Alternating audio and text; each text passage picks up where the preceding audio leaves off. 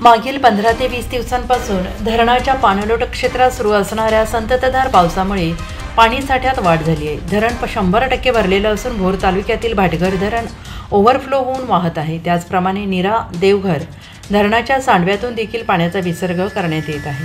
पुणे जिल्ह्यात मागील 15 ते 20 दिवसांपासून जोरदार पाऊस सुरू होता, त्यामुळे जिल्ह्यातील बहुतांश धरणातील पाणीसाठ्यात वाढ होत आहे।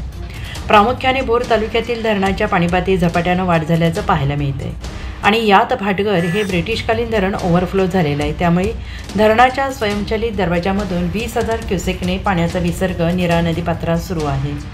पावसाच्या तीव्रतेनुसार विसर्गामध्ये आवश्यक कमी अधिक बदल करण्यात येत असून नदीकाठच्या गावातील नागरिकांनी खबरदारी घेण्याचे आणि नदीपात्रात न उतरण्याचे आवाहन पाटबंधारे विभागाने केलं आहे। प्रामुख्याने धरणातून भोर, खंडाळा, बारामती, इंदापूर, फलटण या तालुक्यांना पाणी पुरवठा होतो। धरण भरल्याने या भागातील शेतीच्या आणि पिण्याच्या पाण्याचा प्रश्न मिटलेला आहे।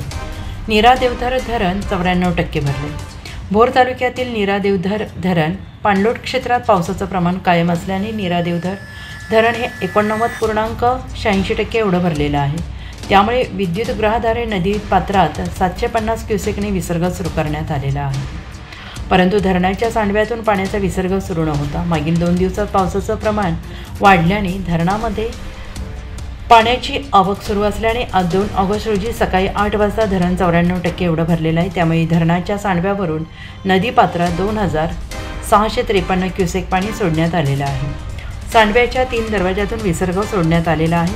विद्युतगृहाद्वारे 750 क्युसेक आणि सांडव्यातून 2,653 असे एकूण 3,403 क्युसेक पाण्याचा विसर्ग होत आहे। धरणातून पाण्याच्या विसर्गात वाढ झाल्याने नीरा नदीकाठच्या गावातील नागरिकांना सतर्कतेचा इशारा देण्यात आला आहे। सर्वांनी योग्य ती खबरदारी आणि दक्षता घेण्याचं आवाहन पुणे पाटबंधारे विभागाचे कार्यकारी अभियंता डी गडुबल यांनी केलं आहे। राज्यातील पावसाच्या आणि धरणांच्या बातम्या आपल्या मोबाईलवर पाहण्यासाठी आमचं चॅनेल सबस्क्राइब करा।